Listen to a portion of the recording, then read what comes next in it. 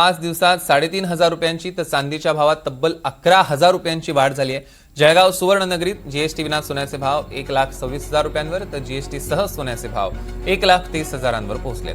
चांदीचे भाव जीएसटी विना 1,66,000 तर जीएसटी सह चांदीचे भाव 1,71,000 रुपयांवर आहे। याबाबत जळगाव सुवर्णनगरीत आढावा घेतला आमचे प्रतिनिधी मंगेश जोशी यांनी। गेल्या महिन्याभरापासून सोन्या चांदीच्या भावात चढउतार ही कायम असून मात्र गेल्या 5 दिवसात सोन्याच्या भावात 3,500 रुपयांची तर चांदीच्या भावात तब्बल 11,000 रुपयांची वाढ झाली आहे।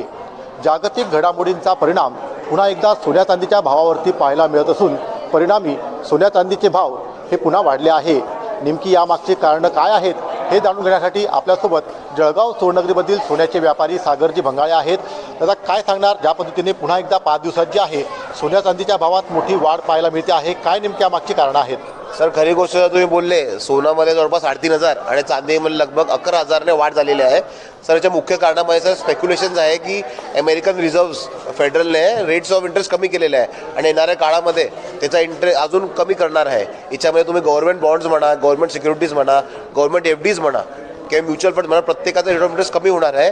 त्याच्यामुळे लोकांनी इन्व्हेस्टमेंट सोनं किंवा चांदीमध्ये डायव्हर्ट केलेले दिसतंय आज।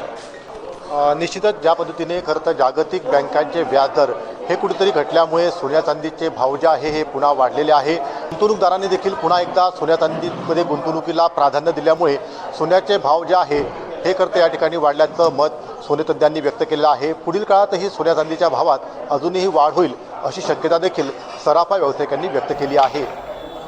मंगेश जोशी, NDTV मराठी, जळगाव।